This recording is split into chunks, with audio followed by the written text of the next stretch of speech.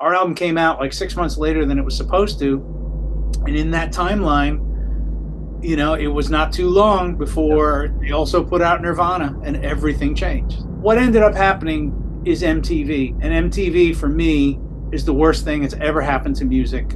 I discovered very early on that cocaine and singing do not go together. I'd heard that some friends of mine in New Jersey had this band called Skid Row. And so they played me these songs. I was like 18 in Life and all that. And I did have one laugh about, I'm looking at the lyrics going, Youth Gone Wild. I'm like, Dave, you live with your mother. You got a nice pool and a house. What are you talking about? There are certain songs I do remember the genesis of, and one of them is Standing Alone, which is still a song that people come up and talk to me about everywhere I go, which is so humbling. He said, I was gone. He says, I was going to commit suicide. And then that song came on. He goes, I'm here because you wrote that song. I just saw the writing on the wall for me. And I said, I can't be doing this and have 10 people show up. I just don't have the spirit for it. If you listen to Don't Come Easy today, how can I complain? Sure. It's held up. It's held up all these years. There's no question. I'm leaning towards Closer to the Sun. You stick around long enough and life moves in interesting circles, The hair metal guru from Warren to Crew. The hair metal guru. Never forget Charlie too. I am beyond excited to welcome Danny Vaughn to the show. Danny Vaughn, yes, is the lead singer of one of my favorite bands, Tyketto, who put out the criminally underrated album Don't Come Easy in 1991, Strength in Numbers in 1994, Dig In Deep in 2012, Reach in 2016, and rumor has it, holy shit, is back in the studio recording a new Taiketto album as we speak. Danny Vaughn, welcome to the show. Thank you, Anthony. And the rumors are true. It's all done. We're just kind of doing some nip tuck on the mixes before it goes to mastering, and hoping for January release. That's what I'm looking at to get all our ducks in a row. Amazing. And I want to get into talk about the recording process, the songwriting, and we'll get into that. If we could, I'd love to go back and talk a little bit about your beginnings and the history that leads you up to still having all your hair and looking great in 2025. Not everyone was so lucky. You and I are going to have a battle now because you're doing the carnivore diet and I'm vegan. Oh, all right. Okay. All right. So, hey, when did you know? Like, music is different for me. Like, other people like music, but my life is going to be music. Wow. Going straight for the deep end. I like that. Yep. I'm not sure when it ever really occurred to me. I'm one of those people that kind of went where I was pushed, really. Like in school, they didn't know what to do. Like if you picture like David Lee Roth at 7 or 8 years old, what he must have been like. It was kind of that, Right. They would have definitely put me on, I would have been diagnosed with something if it was now. They would have put me on something to calm me down. So picture a kid with, a voice 3 times octaves higher than it is now, just running around and doing stuff. They were like, get this kid into choir, something, just get him. And so, that was the first time performing. I think I was, I'd say about 11. And, it was exactly what an attention deficit kid wanted. Everybody was looking at me, so, I think it was also, from band to band, it was people that showed up and went, hey, you can sing, come and join my band, whatever. And it would be like your first group when you were like 15, things like that. Yep. It's like, okay, I was like, so, okay, I got to learn all the words to Sympathy for the Devil. Fair enough, and it just kind of moved like that. And then one day I woke up and went, wait, this is me. This is it, which is both liberating and terrifying at the same time. Right. Unless you're Bruce Springsteen, or Taylor Swift, this is not a business that's known for making millionaires out of everybody. Right. What were like, when did you first start getting into bands, like, and playing shows? We would have been like in high school. So yeah, it was towards the end of high school. So yeah, I'm going to say like 16 or so. I was kind of a late bloomer as far as music. I didn't even pick up a guitar until I was 14. Okay. And even then, until about 10 years ago, I was just an occasional strummer. And then, Sure. one day I decided maybe I ought to figure out how this thing works Okay. and get a little deeper into it. Sure. Sure. So what were you listening to when you were in your formative years? A lot of Aerosmith. That was like kind of the first band I was in. That was our number one band, especially, I mean, I can remember back in those days when they did these sort of things, they had like a midnight queue up at, I can't remember the name of the record store, but it was one of the big chains. And if you like, everybody showed up at midnight to wait in line to get Aerosmith Rocks when it came out. Right. We did the same thing for Draw the Line as well. And I remember seeing the Rocks tour, and that was, again, one of those things. Probably, believe it or not, one of the most formative live things I ever saw that made me go, oh yeah, I need to do that, was Blackfoot. Okay. Ricky Medlock. Yeah, oh my God. Those guys were just so much larger than life. Right. And, I got to meet them a few times. They were so incredibly cool. And, just one of the best live bands that you'll ever see. Right. Were there any bands that you were in that would be of any note before you get hooked up with Paul Chapman? No, I mean, previous to that, it was cover stuff, Sure. just coming up, in the New York, New Jersey, area. Yep. That was a big business. I mean, cover bands were making bank back then. Yeah. And a lot of them were traveling, at least in our area, they were traveling with light shows that were as big as famous bands. It was silly, Right. just silly amounts of gear piled onto a club stage. And back in the days when it was all par cans, so you were like a piece of bacon under those lights. You were just cooking. Right. But there were bands. When Twisted Sister was originally all covers, and Yeah. they dressed in drag. They were kind of like the flagship band. They were just everywhere they played, packed out, and everybody wanted to be them.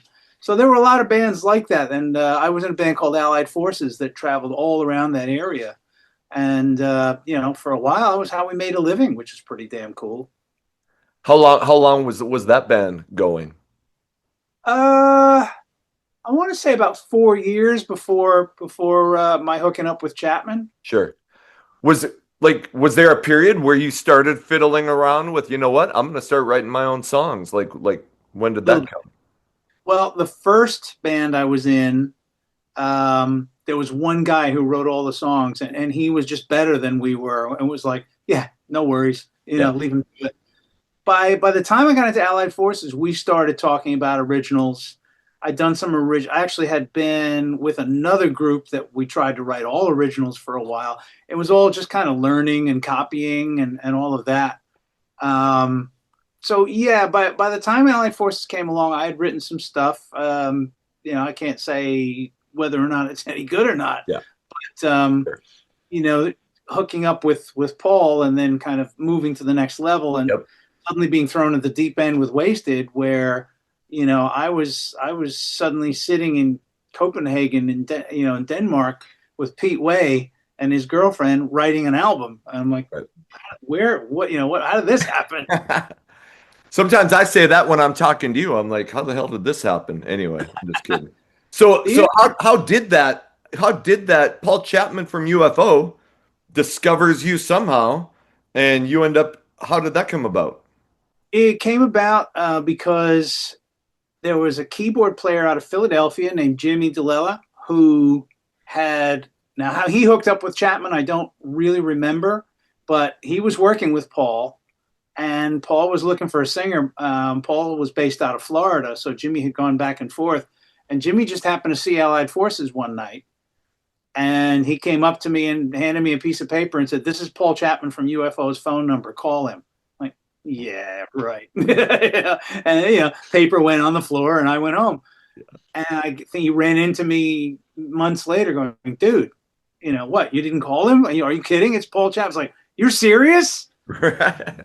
So yeah, it kind of went like that. And went down to Florida, worked with Paul and, you know, the band he put together, which is a really good one. Yeah, we worked for a couple weeks. I can't remember. I think a lot of the songs were already written. I might have contributed some lyrics. I might not have. I don't remember. Sure. But the whole thing was that he was like, right, you know, you had to know Paul. Paul was a big talker. And he's like, here's what's going to happen. He says, I'm going to leave here. I'm going back to England. I said, because obviously Chrysalis, UFO, all I got to do is walk into their office and say, Paul Chapman, solo band, it's happening. He says, we'll have a record deal this fast. You'll get the call. Everybody's going to come over to England and we'll go. I was like, whoa, you know, we're going to be rock stars. This is amazing. But what happened was Paul went to England, met Pete Way in a bar. They got hammered, and Pete said, why don't you join Waysted instead? And Paul went, okay. And that was that. Phone never rang. Where else would you meet Pete Way? Yeah, well, exactly. You know, those two guys have had such serious history. Right. So, and then it comes down to, you know, Waysted, which is also a band I was a fan of. They had a falling out with their singer, Finn Muir, and Paul was like, Pete was like, I really don't want to do the whole cattle call thing. Paul's like, I got a guy, you know, so it fit because at that time they were on a really lovely independent label called Music for Nations. Yeah. And they wanted to, or their manager wanted to move them into the bigger leagues. So they were talking to Capital EMI, and Capital EMI just flat out said, you know, with Pete and Paul's reputation, we you know, we like Waysted, but that's not what's big right now. This is 1985, right? So everything's about Journey and, you know, Kansas and all these bands with these high range, clear voice singers. Finn's an awesome singer, but he's all grit and power, you know? So they were like, we can't take Waysted with the current singer. You gotta kind of smooth it out. So that kind of paved the way for me. And that's kind of how that whole ball got rolling. So, okay, so you end up joining this around 85, and you guys record what becomes Save Your Prayers, which comes out in 1986. What is that recording process like? And do you feel like you're part of the band, or do you feel like you're just kind of a hired hand?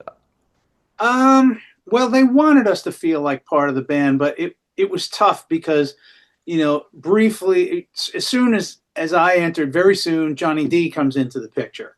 And he and I had not met before that. And this is a weird one. I was at Rockfield Studios in Wales, and Johnny was flown in, and he joined us there. And we recorded the new Tyketto album exactly 40 years after that date at Rockfield Studios. Right. Right. So you stick around long enough and life moves in interesting circles, you know? Yeah.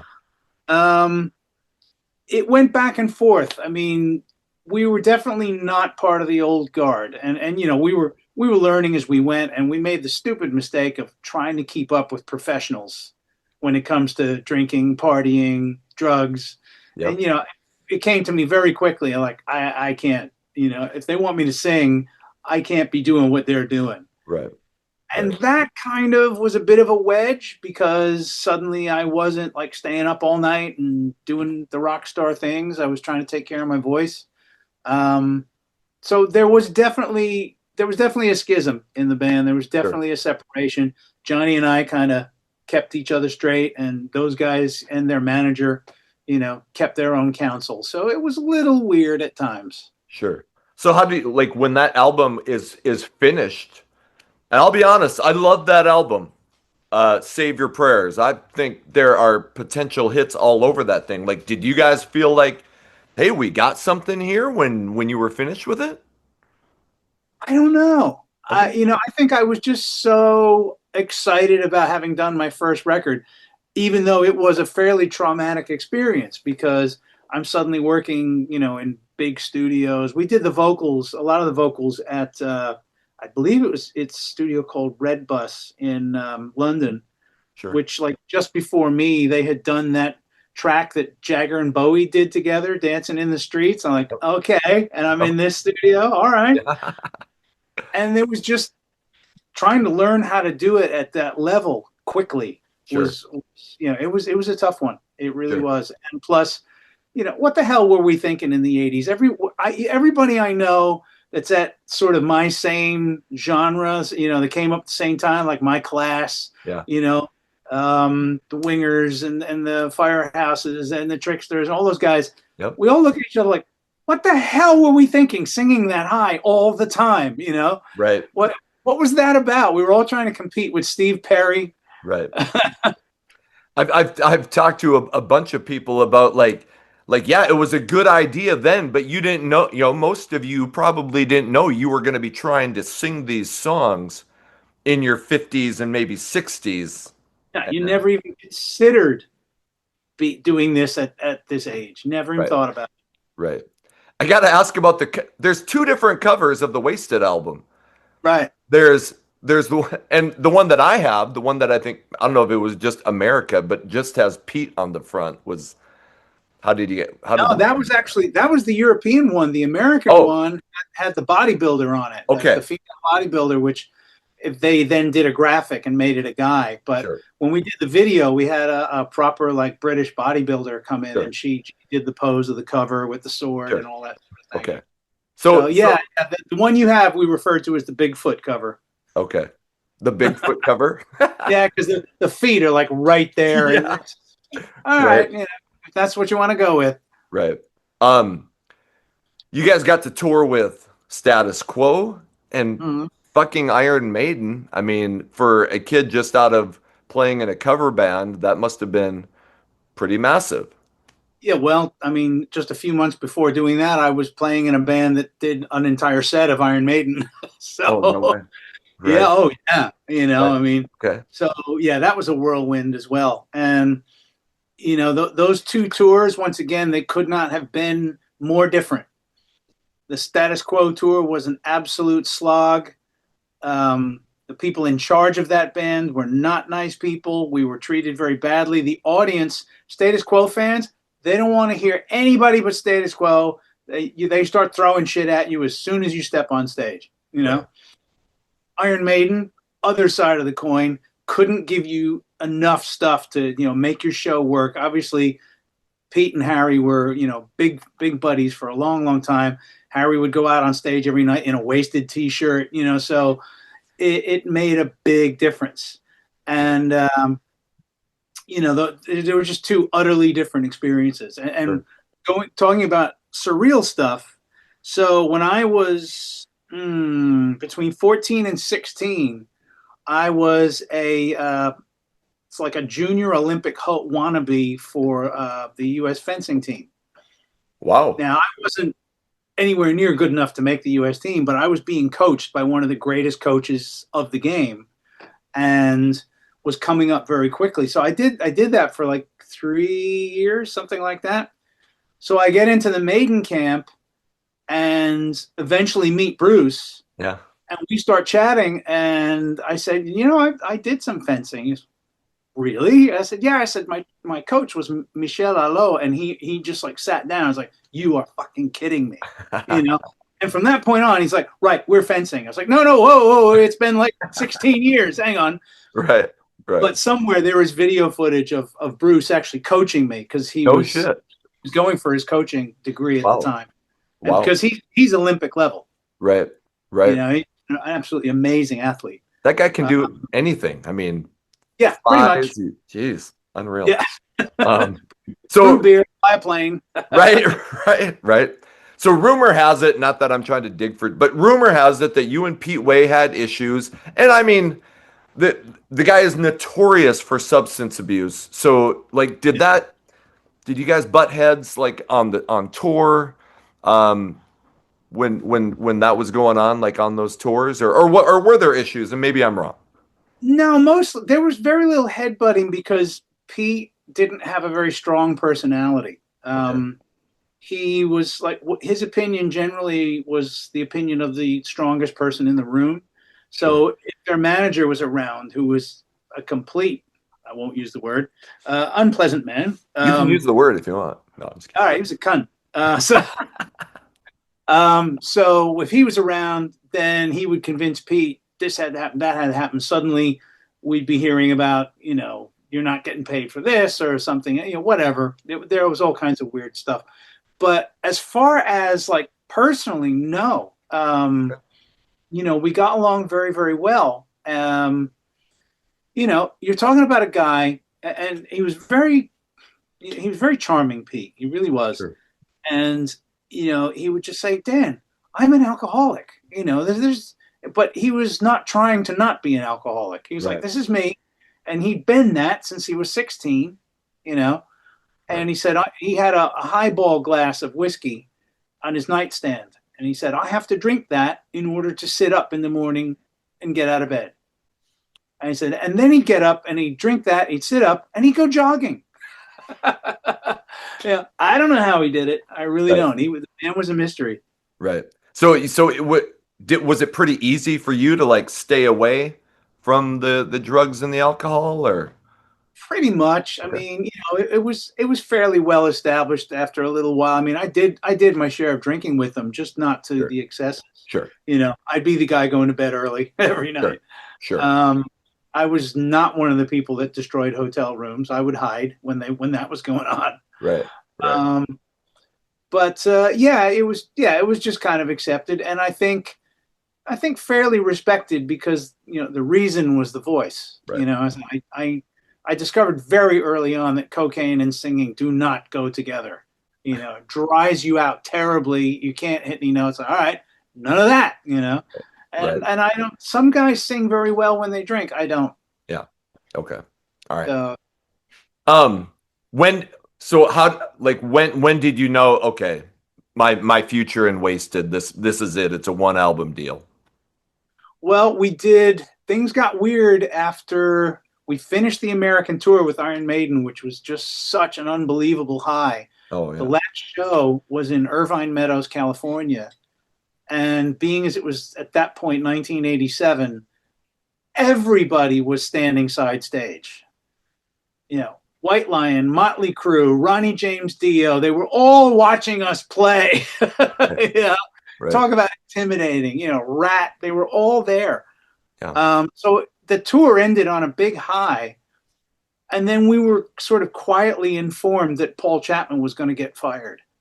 I was like, what? What's going on? So what I know now that I didn't know then is Paul was making some very serious inquiries as to the business dealings that this manager was doing, and he found some bad shit. And so the manager had to get rid of him fast. So he did. Okay. So suddenly we're in LA auditioning guitar players. We auditioned Michelangelo. Guy Man Dude was another one who was like a perennial. Right. All great players. I brought in a friend of mine from New York named Red Beach, who hadn't started doing anything yet. He was Arif Mardin's session guitar player in Atlantic. And he and Kit Winger were just putting Winger together. It hadn't happened yet. Right. And Reb gave me this tape, and I was absolutely blown away. Just never heard anyone play like that at the time. And Pete's line, when I played it for him, he's like, I think he's too good for us, Dan.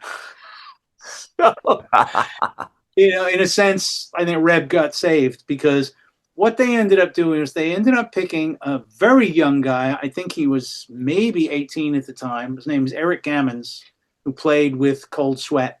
Yep. And he was local. He was LA. He was absolutely good enough. He was a good looking kid, like 6'4", had all the goings on, very Randy Rhoads, what he did. But I also feel that one of the reasons was they felt that they could mold and manipulate him. Sure.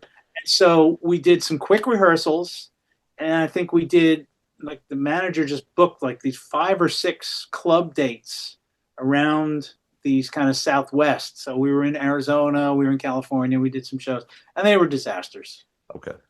Complete disasters, sure. Both from a turning point of like nobody coming to see us.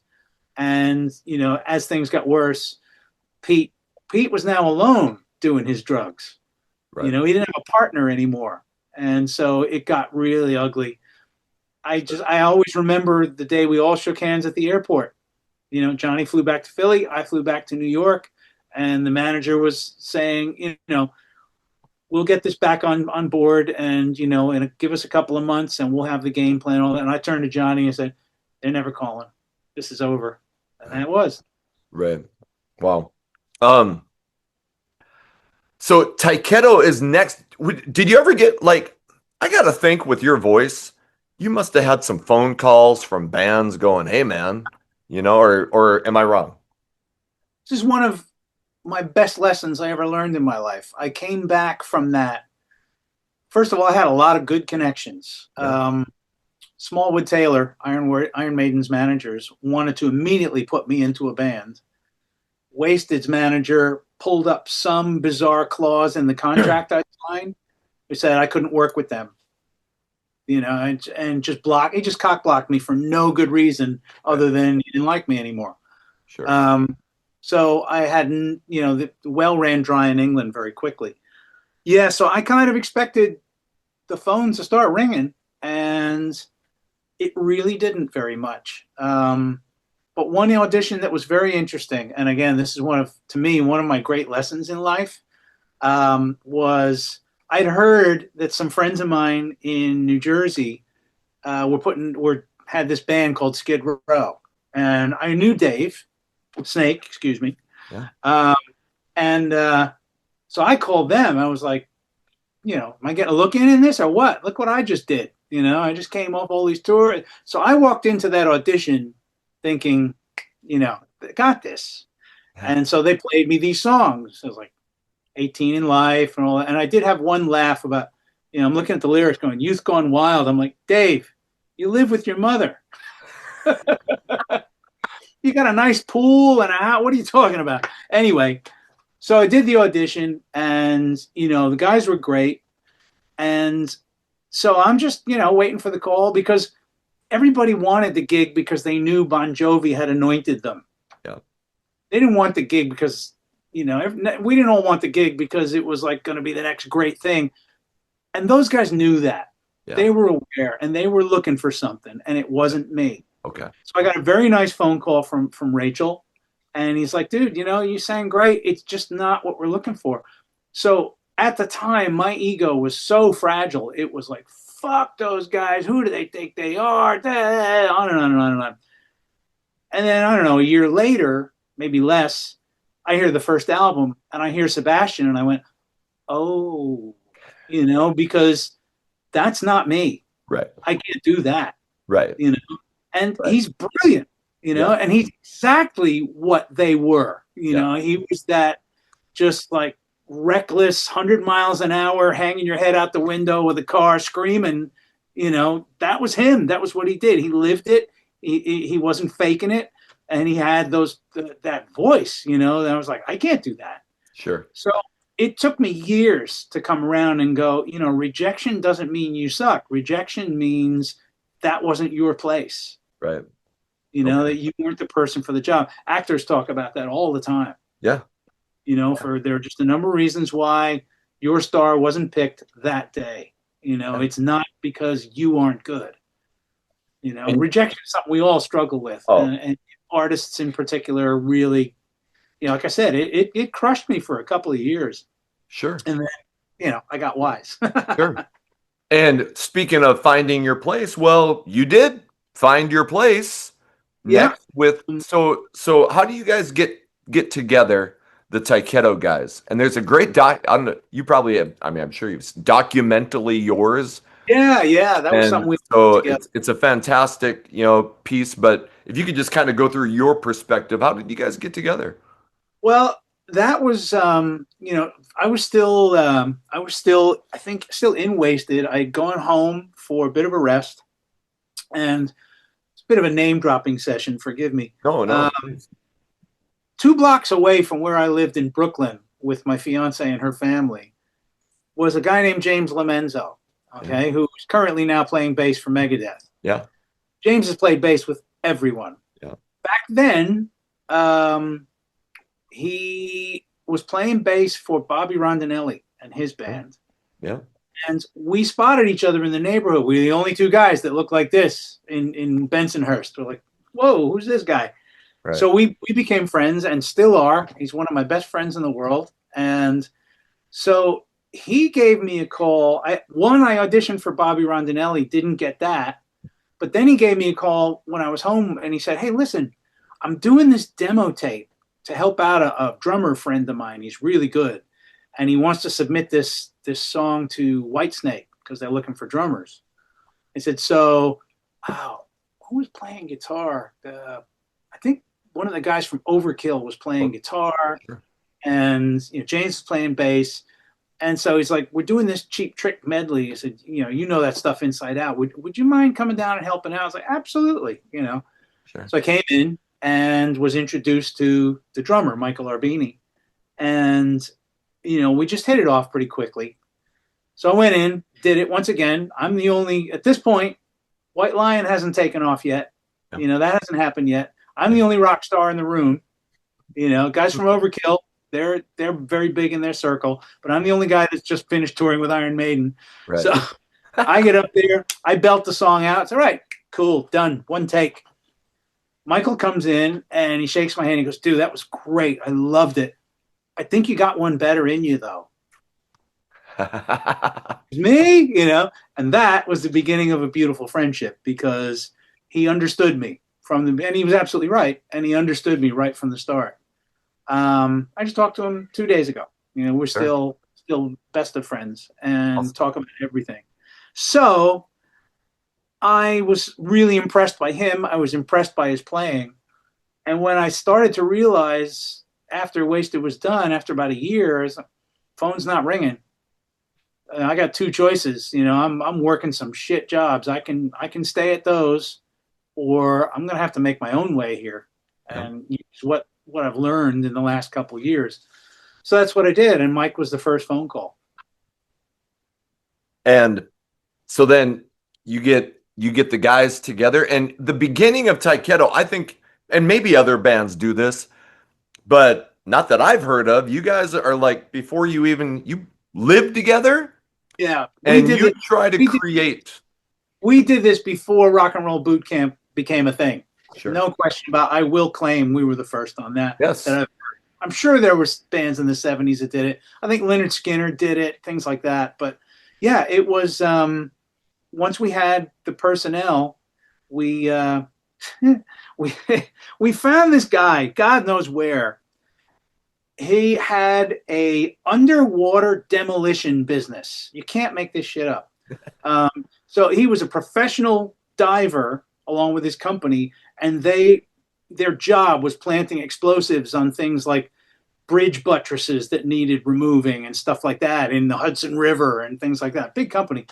But the company went bankrupt. He had this huge space where he had to store all his gear. And on the surface, he was just like, "Hey, I love the idea of having a band in there. You guys go in and just live rent free, not a problem." What we didn't realize is that we were fulfilling his bankruptcy obligation to have on-site security. That's who we were. So it was an upstairs area of the house, huge house, that had offices. We converted all the offices into bedrooms that all went onto the kitchen. And then you just walk down the hallway in what was the display room, which was enormous.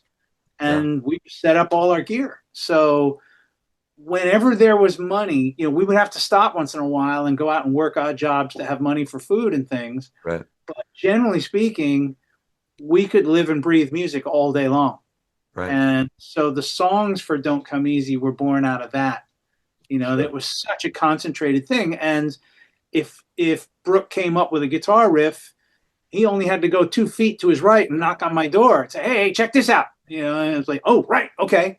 Right. So it wasn't like it is now where we're doing everything online, and it's a whole nother ball game now. Sure.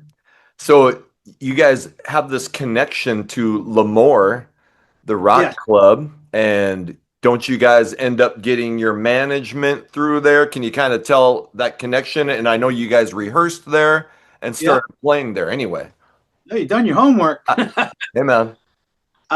So yeah, Michael was back to the cover circuit. Right? I was in Allied Forces. Yeah. Michael was in a band called Dreamer. which also had a guitar player in it named Vito Bratta. Yeah. So, Michael was the original drummer for White Lion, and then he ended up walking away from it. Okay. He didn't like the situation. He didn't want to go that way. Sure. So we were aware of each other, and we all played the same club circuit. So of course, if you really did well, you got to play L'Amour. That was a big deal. Right. So by the time that was part of our game plan when Mike and I first. Mike was very much a good businessman and a can-do person. I'm a little more of the lazy creative, so he's a good spark for me. Yeah. But yeah, so that was the plan. We get the songs together, we play around the circuit, then we go play L'Amour, and we talk to the Parente brothers. Okay. Because at that point they had White Lion. White Lion was coming up big time. Yep. Overkill was coming up big time. They had Tora Tora, they had Eric Gales. There was good things happening. Sure. And they were friends, so it was no problem to call them up and say, "Hey, we've got a band." Oh, yeah, we're definitely interested if you guys are in it. Yeah. So that was an easy call, and they took us under their wing. It was the two Parente brothers. Very sad to learn that Mike Parente just passed away. Oh. Just a couple weeks ago. Oh man. And a guy named Richard Sanders, who did most of the contractual work and the heavy business stuff. Sure. Richard went on to be the head of several record companies, very, very big. Go ahead. So I mean, they just took us under their wing. Sure. And so we got all the prime opening slots at L'Amour. We opened for Skid Row. We opened for Bullet Boys. Yeah. So we got seen, very quickly. And it was a quick move from, having nothing to basically having record companies, jousting for who was going to take us on. Sure. How long did it take to get those songs together that would become Don't Come Easy? Excuse me. Maybe a year. Sure. Okay. Yeah, I would say. I mean, given all of that, it wasn't. It was fast. I mean, we knew what sort of music. I consider Don't Come Easy a very streamlined album. I think the songs are all very similar, as opposed to Strength in Numbers, where we started to branch out and kind of try other things. Yep. We wanted to create as many what we considered to be, stadium fist in the air anthems as we could. That's what we wanted to be all about. I mean, obviously Bon Jovi was the benchmark at that time. Yep. So that's what we were all shooting for. Do you remember, like, when you guys are doing rock and roll boot camp, like, what was the first time you guys had a song where you thought, okay, guys, this is the one? I don't remember. Okay. I really don't. Sure. There are certain songs I do remember the genesis of, and one of them is Standing Alone, which is still a song that people come up and talk to me about everywhere I go, which is so humbling. Yeah. And that was one where we had 7, 8 songs, maybe more. I mean, because not everything that we had ended up on Don't Come Easy. There are some, other songs that made it onto some of the sort of extra stuff that we've done over the years. And Michael said to me, have you got anything else, like in your older demos and stuff, that we can listen to? And I was like, nah, I got ballads. We don't want to be a ballad band, I was like, well, let's check them out. And I played him this little 4-track cassette I had made of Standing Alone. And he just, actually, Standing Alone and Burning Down Inside were both on that tape. Okay. And he looked at me, he just said, what the fuck is wrong with you? Why aren't we doing these songs? So like, I thought they were kind of wimpy. He goes, wait till we're done with them, And thank goodness we did that. So those songs, I remember where they came from. I would love to tell you I remember all about Forever Young, but I just don't. There were 5 writers involved in that, and it was absolutely the problem child of the record, because everybody wanted a piece of it, and we would. Sure. You start going over stuff with microscopes. Do we need that little guitar part? What if the keyboards are louder? And it's just, after a while, you completely lose perspective. Right. Well, I'll just state for the record, I started this channel 2 years ago, and one of, like, the 7th or 8th video I did was on my favorite ballads, and Standing Alone came in at number 1. am Wow. infatuated with that song. It means so much to me. Sometimes it's almost hard to listen to. It's so emotional. But I just wanted you to know that. So Thank you. You know, I've heard some of the most complimentary and humbling things from people over the years. I've had, you know, one of my favorite stories that I like to tell is that I was on the Monsters of Rock cruise about 10 years ago, and this big bodybuilder comes up to me, you know, just ripped to shreds and towering over me. And he's an Australian guy, and he says, "I need to tell you something." I go, "Okay." He said, I was gone. He says, I was going to commit suicide. And then that song came on. He goes, "I'm here because you wrote that song." yeah, You know, yeah, you can let your ego run away with you. yeah, yeah, I'm just glad he chose that song yeah, to be the song that dug him out. And he's yeah, crying while he's telling me yeah, this. And it just blew my mind because yeah. you just don't know where No, your music travels to.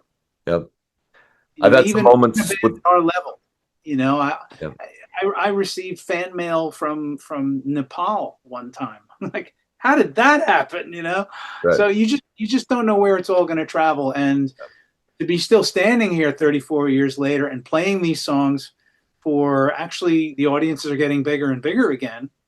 You know, it's quite an honor. You know, Yeah, it's just something that you got to smile about every day. amazing. Um, if my dates are right, April 5th of 1990, you sign a contract with Geffen. Yeah, probably Sure, 1990 is correct. Anyway, sure, that much I. sure, sure. So can you go into, okay, like, I mean, Geffen's a major fucking label. Can you Yeah. go into like that and just talk a little bit about the recording process, what it's like getting ready to Oh put that man, album out? we did. So we did a show at the Cat Club in New York City, opening up for Skid Row, and that was the one where Loud and Proud pulled all their ace cards, and they invited all the labels in. Like, now's the time. You want this band? You better come see them now. Yep. And so there were quite a few labels. It was a great night, and a young lady named Mary Gormley, who was fairly new at DGC, popped her head in the dressing room, said, "Hi, I'm Mary Gormley from DGC Geffen. If you sign with anyone else, I'll fucking kill you." And just left. And we like, okay. What we had to do was we had to audition for the infamous John Kolodner Right? because he was the overlord of the A&R people there. Yep. So he flew into New York, and we did one of the more bizarre gigs where we played like 5 songs, dressed to the nines, at SIR Studios in New York City, which is an enormous airplane hangar of a room in front of 3 people. But doing the whole thing, stage raps, all of it, you know? Right. Yeah, Kolodner just said, "Well, I just told Mary, I think we should sign you right away," you know? Okay. And yeah, that's when the party started. Sure, sure. So It was an amazing time. Absolutely amazing. you record with Richie Zito, who's Yeah. done a Yeah. bunch of, and what was that record? You know, sometimes people talk about the studio like, oh my God, it was horrible. You know, it was nonstop. Some people love the studio. Like, did you enjoy recording that album? I adored it. Okay. Absolutely adored it. I think, yeah, it was different for each one of us. Yeah. It was difficult on Jimmy. It was difficult on Brooke. Yeah. Michael and I just had the best time. Sure. First of all, we recorded at A&M Studios, which at the time could have been the most expensive studio on the planet. Yeah. And if you've ever seen the video for We Are the World, Yeah. you know, all those we recorded in that room. It's the A room. It's enormous. Right. Apparently, Ted Nugent used to practice archery in the same room in between takes. Yeah. Yeah. So yeah, you were bumping into people in the hallways that were blowing your mind. You know, Bon Jovi was doing Blaze of Glory. Blades of Glory. So he was doing that with Jeff Beck, and you know, these people coming out. Phil Collins came walking by. Bruce Springsteen was in the other room. It was like, we're here. You know, we have arrived. And luckily, we had, which is why some of the stuff you saw on that documentary yours, Yep. we were gifted by our management. I don't know if you remember this, but It was one of these enormous shoulder cameras that you Okay. slapped a VHS tape into, and you look like you were the TV commercial, walking around. But we Right. filmed a lot of it, which is Yes. why, some of that is there still. Yeah. It's amazing footage, and the recording studio. I mean, it looks like you're in a damn stadium. I mean, it's so big. So the album. So first of all, when you get done, are you satisfied? Sometimes people record and they're like, "Oh, I wish I would have changed this. I wish we would have done that." When you got the finished product, are you like, this was the vision? Yeah, I was. I think we were. Yeah. There was a little bit of concern when the album got mastered. Okay.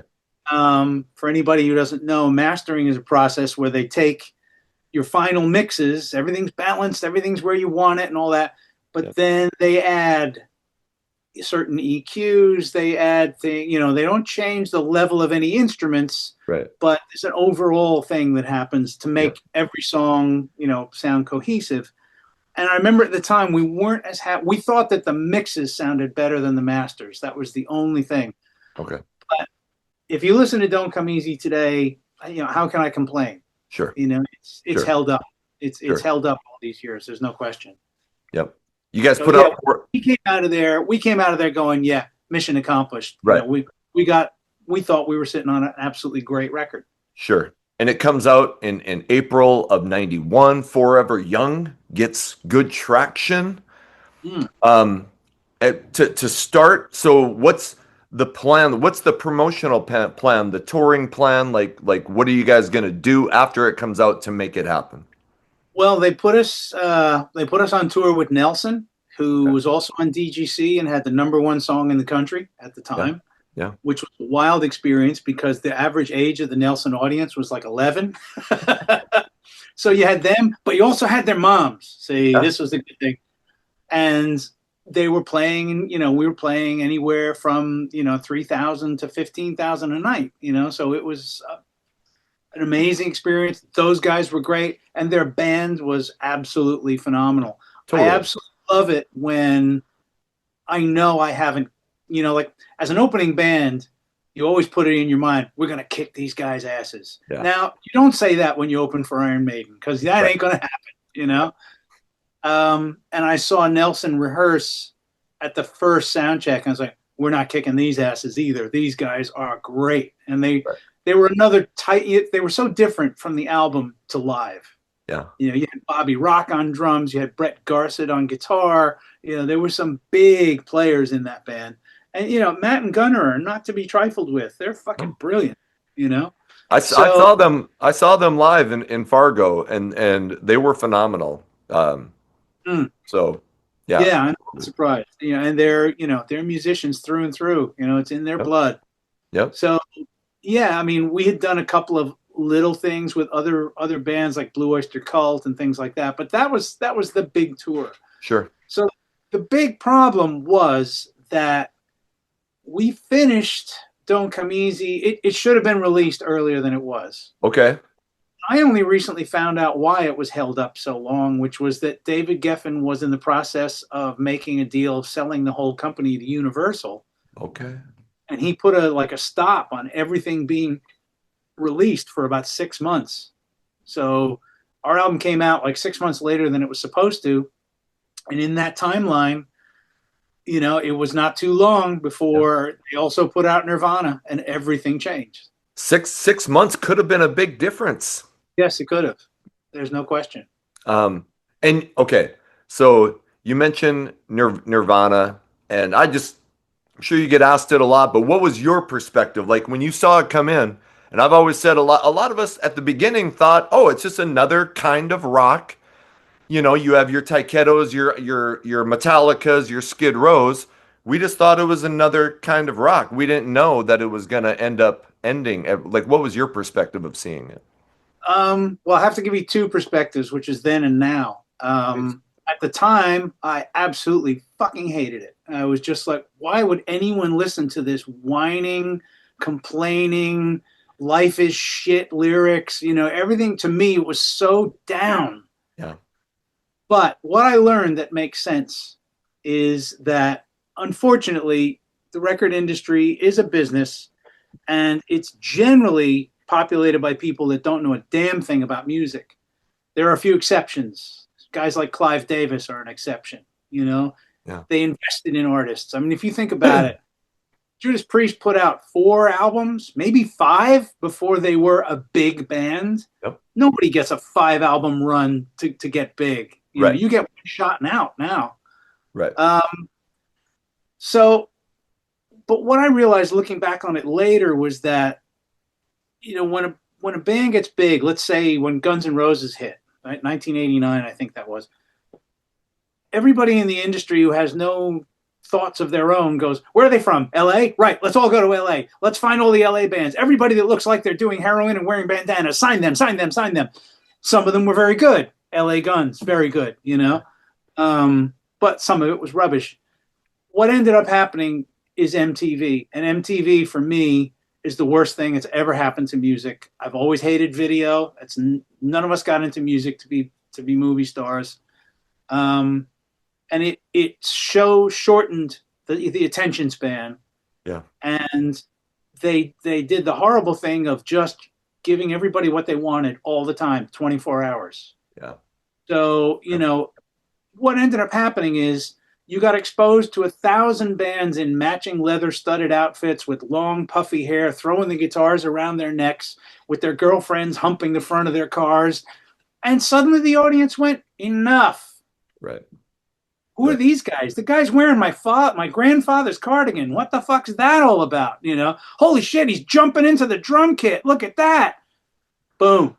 Yep. You know, the audience, and that's why I respect the grunge era, because the audience made that choice.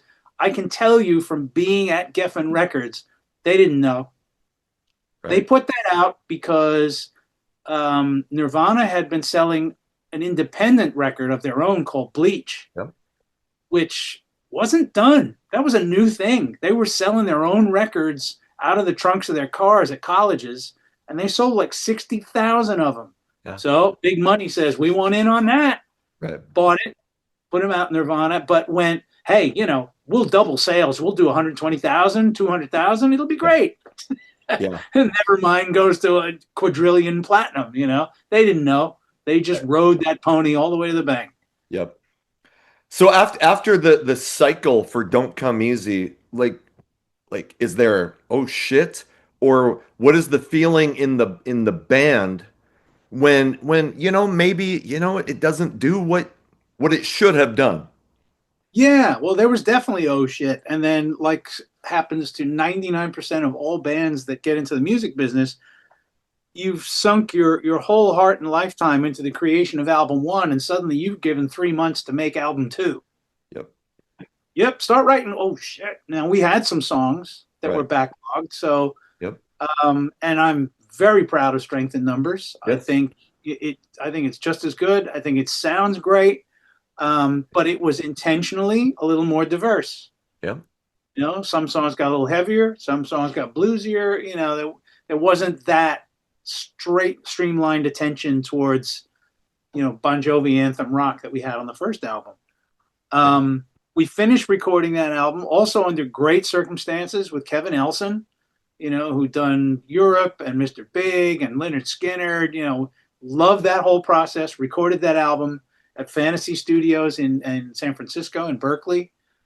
And I think we were flying home when our managers called us and said, Geffen's not going to put it out.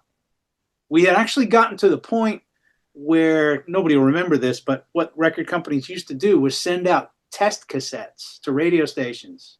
Blank cassette, just had the band name on it, new track.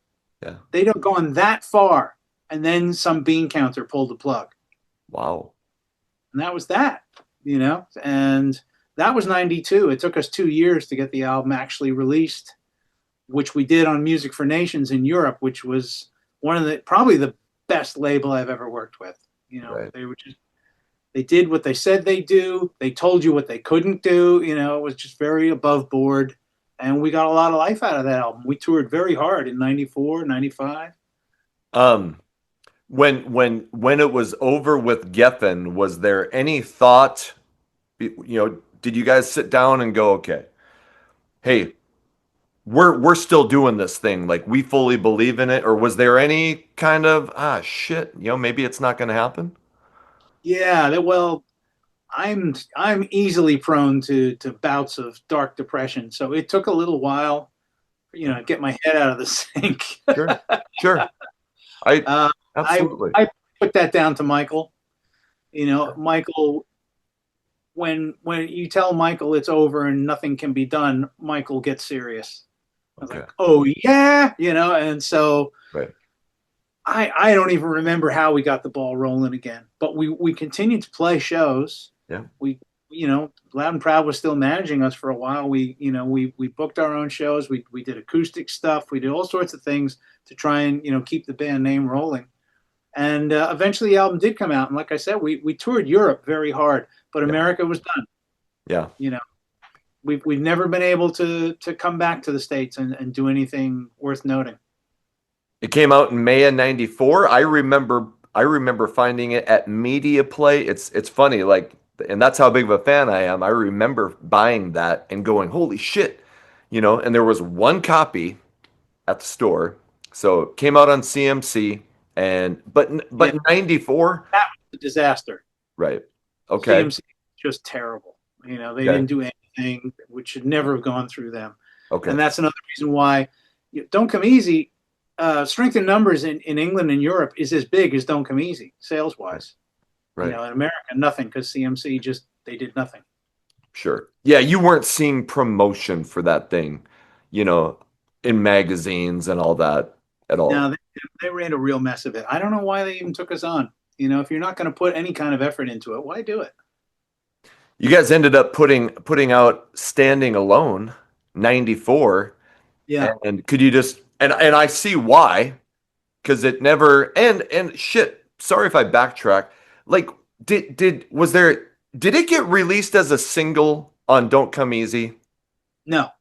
So here's how it went. There was The game plan was always the same with all bands. Open the door with a big kick-ass rocker. Yep. Find another rocker a little more middle of the road for your second release, and then hit them with the power ballad. Yep. If you trace all those bands in that era, Yep. that's how the methodology worked. Yep. And we were always told, "Don't worry, kids. Standing Alone is going to be the home run." And then, you get involved with these A&R guys and their egos, and so Forever Young did very well. Wings was the next release, Yep. which we were fine with. Now, they might have put Seasons out second as a single and then just did nothing. Like they didn't Okay. even, no video, nothing. Right. And we were like, all right, look, we're starting to panic. It's backsliding. Right, Standing Alone, let's go. And then one A&R guy had gotten a bite at some local radio station, was playing Wings. He said, we're getting a lot of, response. It's like, no, because if you put Wings out, you won't do Standing Alone. Because already the gap was starting to widen, But he did it. He put Wings out. And then they went, yeah, we're not going to do video, though. Oh, In 1994, you could not, or 92, you could not have a video. right. So we made Wings with the last of our publishing money. We did it all ourselves, Right. which is why the whole joke at the beginning. By the way, the guy playing the record executive in the white suit of that video is Mike Parente, the guy who just passed away. Oh, no. Okay, really? Yeah. Wow. So we sank all the money we had left into that, put it out there, gained some traction, but then nothing. We were like, and of course they didn't release Standing Alone. Right. So we were just so behind that song. We're like, look, I think there was 12 tracks on Strength in Numbers, certainly 11. So we felt it was okay to repeat one song, Sure. and give it its day in the sun. Yeah. It tried, but we did a video for it, Yep. and all that. But at that point, our time was very limited. Yep. So how did okay? So out in you toured a lot overseas on Strength in Numbers. Yeah. At what point are you like, you know what? I can't do this anymore.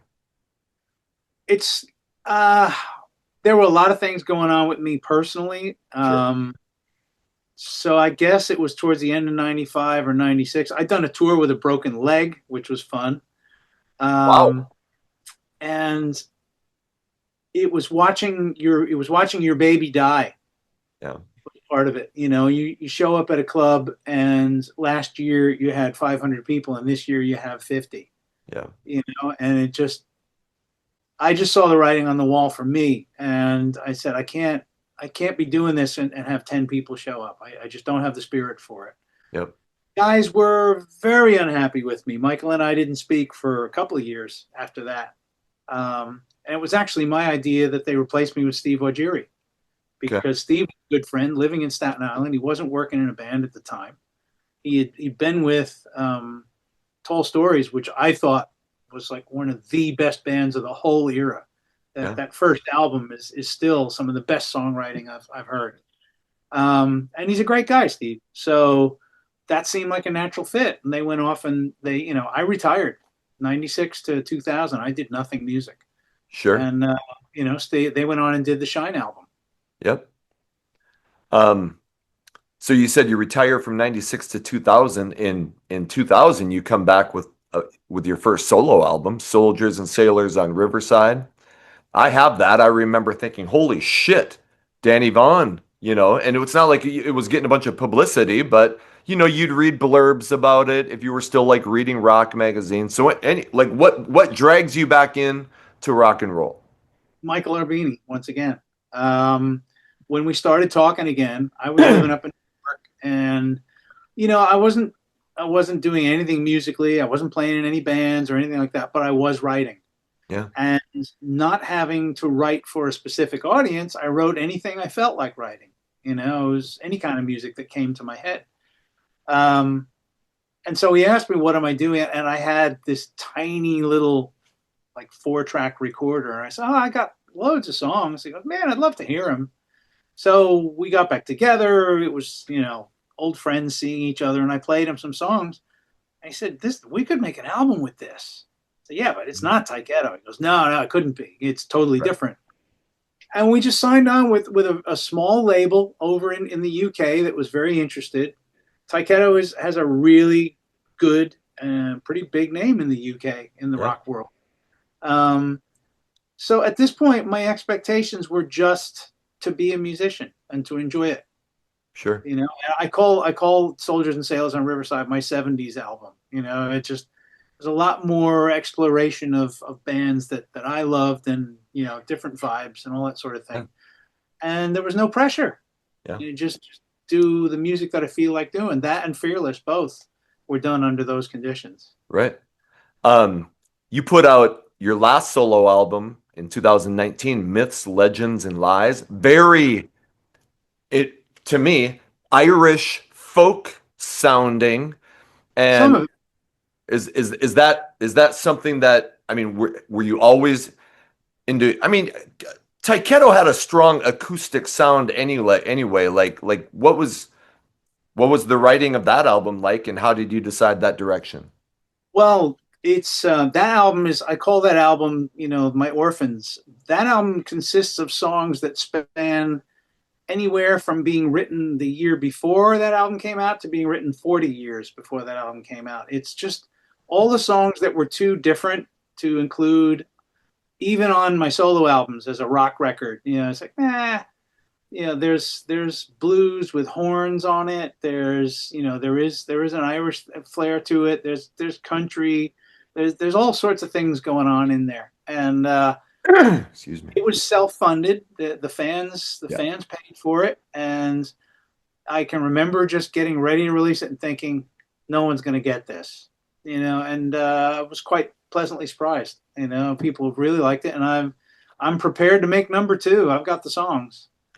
Okay, I have it on Apple. So I usually buy CDs. I buy CDs whenever possible. But yeah, I've been listening to it on Apple Music. It's phenomenal. And when you listen to that album, it comes as no surprise to find out that you would front an Eagles tribute band, called Ultimate Eagles. And that's kind of the rage, and you have the perfect voice. How did that come about? Well, I actually started doing that with another Eagles tribute band called the Illegal Eagles. Okay. So I left America in 2003. And the reason for that was that whatever career I had left was in Europe, and I knew Yeah. that. Yeah. So, I'd done the first two solo albums, but every time I'd come over to do a little touring, it's a couple grand for the flights and all that. And I just Yeah. thought, at the level I work at, which is, small clubs, Sure. I can't afford to do it. So I moved to Europe and I lived in Ireland for 4.5 years. And my next door, well, not my next door neighbor, but a guy who lived up the road from me was also an American, and he played in the Illegal Eagles. And I said, gosh, isn't that weird? And then next thing I knew, they were looking for a singer. So it kind of started with that. Sure. And it was a good paying gig, and it's Sure. reproducing some of the best music that's ever been Yeah. made. I have no qualms about that. And I've got Henley's range, so I can do the songs pretty decent justice. Yeah. But there is a strain, we call it Henley's curse. Every Eagles tribute band I've ever run into all hates each other as much as the Eagles do. That's all. I mean, well, it's not awesome. I don't know why. I don't know what that is, but it just seems to happen. Sure. Okay. About 7, 8 years after the Tyketto split, you guys reunite to do some shows. How did that come about? Did you have to get over the pain of what happened before? Like, how did the reunion come about? It was something that would get brought up pretty regularly. We would get, financial offers all the time. But they're like, it would always be a situation where three of us were like, yeah, let's go just do it, make a little money. And then one person would go, that's not a good reason for Tyketto to get back together. Right. For better or for worse, we always kind of suffered for our principles, I think. And then one day we all felt everybody was in the right frame of mind. Yeah. To do it. I mean, because there were like any other band, there were loads of tensions at various times. Sure. Almost always guitar players and singers, almost always. And so Brooke and I would go loggerheads quite a lot. Right. So you had to do this thing where, like, I'm sure he did it too. It's like, all right, deep breath, gotta go work with that guy. Right. Right. But at that point, it was like, no, it was relaxed, and again, no expectations. We did it for fun. We did a couple of shows. We did one in Madrid that was just rammed. There was like 1,000 people, and if you ever want to see music fans, you want to go to places like Spain, Brazil. These are places where the fans are just emotion. They love music, and it's a very, very important part of their lives. So it was a very good feeling, but we never, there were no plans. It was just like, let's do it because it's fun. Sure. You put out Dig In Deep in 2012, and I'll just say the Reach album, and I like Digging, but the Reach album in 2016 I think is phenomenal. Thank you. Yeah, we were very proud of that record. Digging Deep, to me, I'll always say is an incomplete album, and one of the reasons for that is, we had to, at the time, Brooke was working and living in Las Vegas, so we had to go out there around his schedule to write some songs. And he just had so much going on in his life. Yeah. And it was like really hard to get him to sit and work, and and understandably so. There was some tough stuff he had to deal with. So there are songs, some of my favorite songs are on Digging Deep. I mean, I love the title track, I love Faithless, but there are a couple songs on there that honestly we had to go with something. And there were songs of Brooks. There was one kind of acoustic-y thing that I put together. Given more time and a little more attention, I think the album would have been better. Isn't that, I mean, like in 1990 you had finances, you had time to do and these days it's not like you can take months and months or years to write songs. So anyway. Yeah, true. I mean, the new album, 10 songs on it. One song's a cover, so 11 songs total. Most of them all written in the space of about a month and a half, 2 months. Sure. And it's strong stuff, man. I'm excited.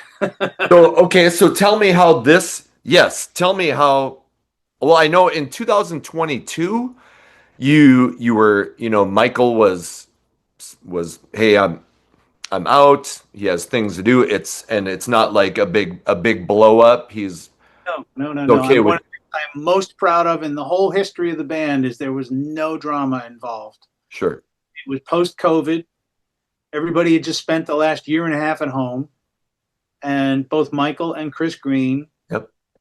both have kids, and they were like, I don't want to miss, even though we didn't play a lot.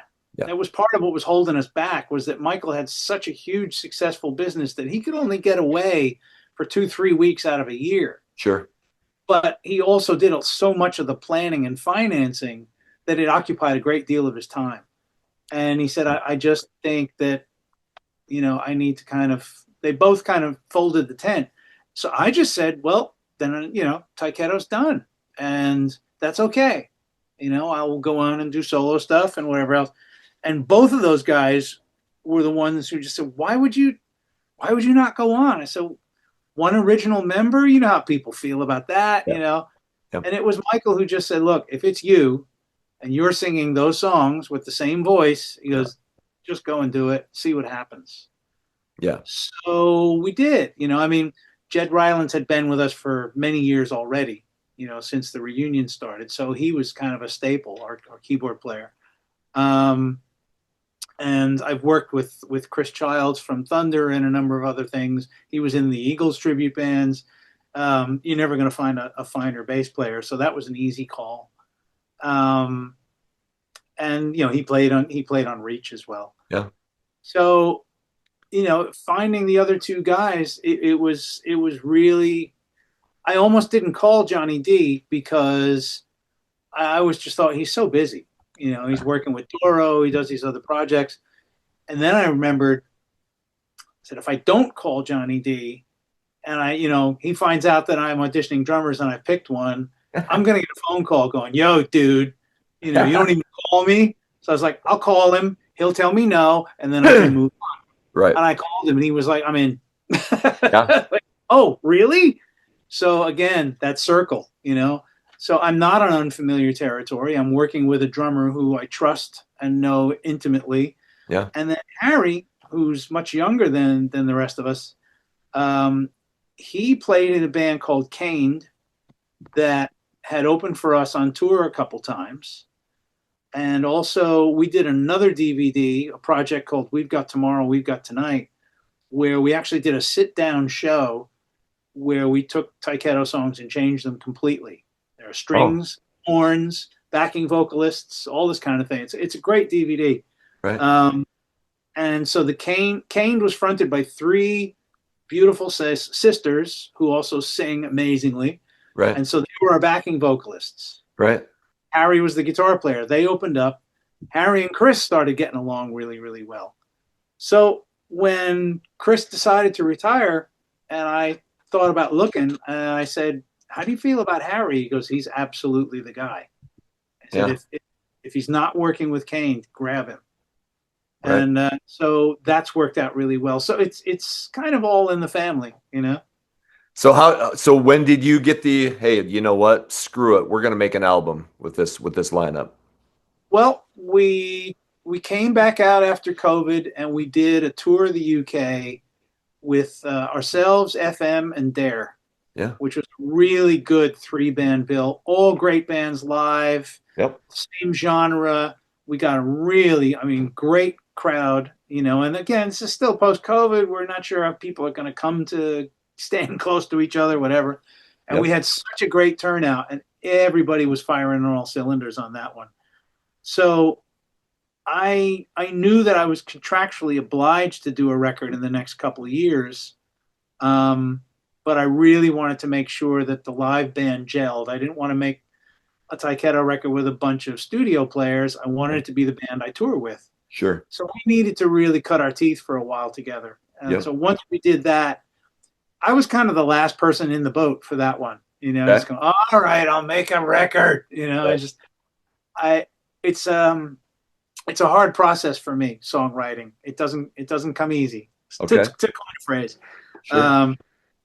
So I needed some inspiration, and both Harry and Chris, the guys were starting to kick ideas my way, and slowly it opened up. Once once the floodgates opened, it was, songs just kept coming, Sure. and I want to keep doing that. I actually want to prepare for the next record rather than get caught flat-footed. Amazing. So can you tell me, like, are there any songs was there a song that you wrote that you went, okay, now I'm on the right track when it was coming to this Yeah, you stuff? know what? Both both Reach and this album have the similarity of that. The first song that I really crafted and went, okay. So on Reach, there's a song called The Run. Yeah. And that was the first one I wrote all by myself. And then I sent it to the guys, gave them my thoughts, because I do most of my demos are generally just acoustic stuff. I try not to tell other people what to play. Especially you got a drummer like Michael, you don't tell him how to play drums. Right. And Chris as well, a masterful guitarist.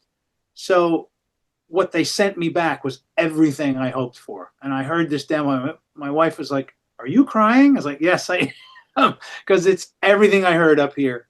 And Yeah. it's a very important song to me because it's about my uncle in Vietnam and all that. So that was the one for Reach. I was like, okay, we're making a record.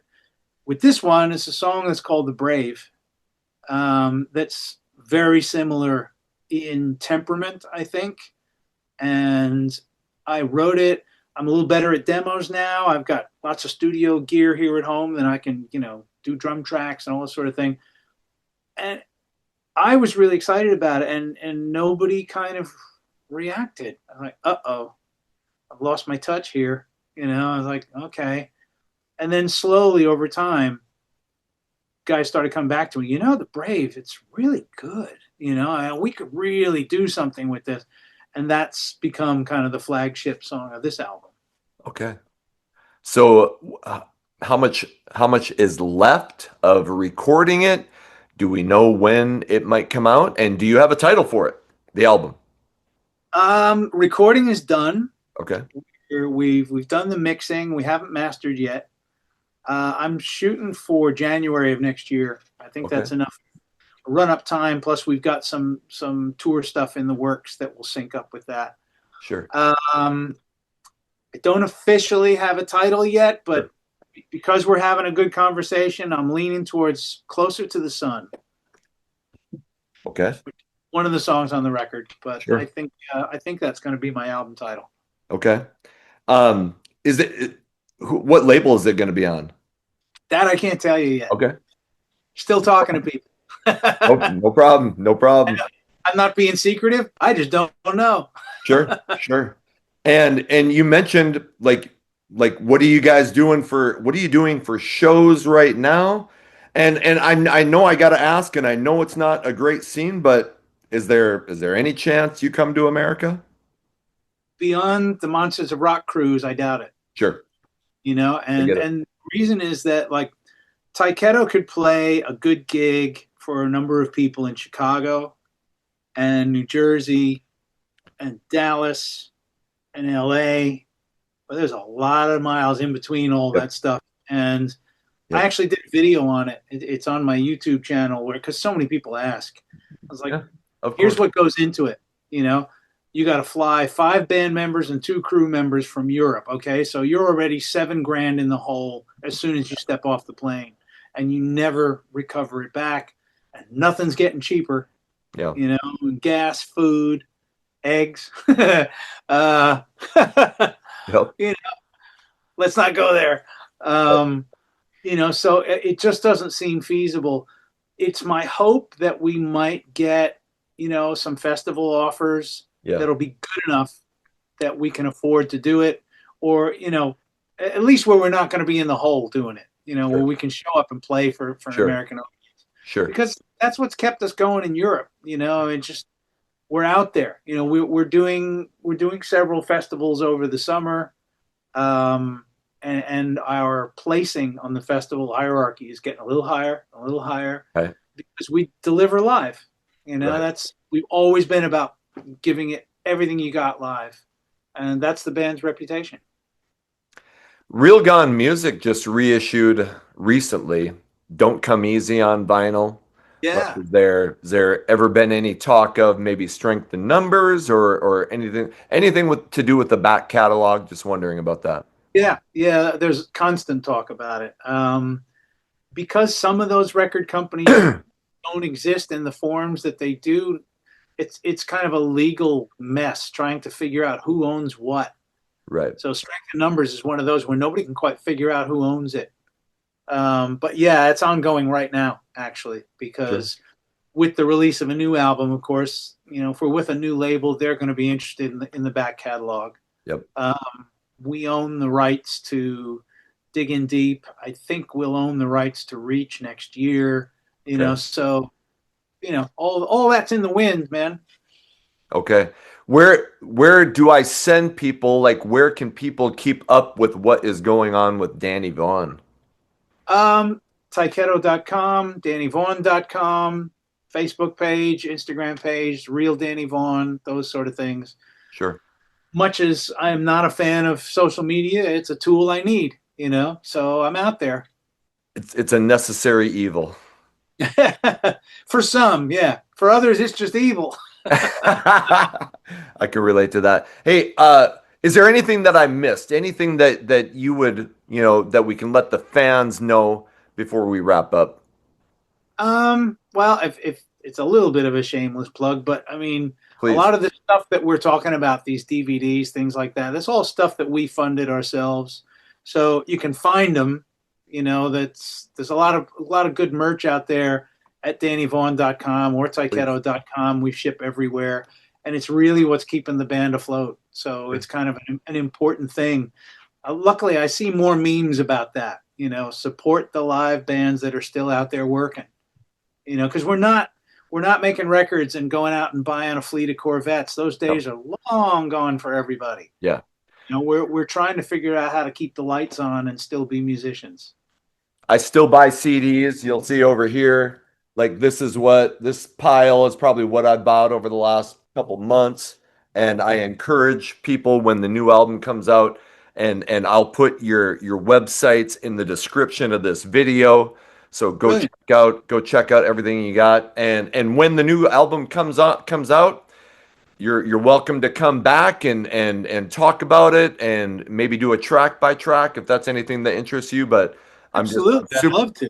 I'm super excited about the future for Taiketto and especially new music. So, Danny Vaughn, man, it's been great talking to you. You've written some really important songs for me in my life, and so it's just been an honor. Oh, man. Thank you. I really appreciate that. It means a lot.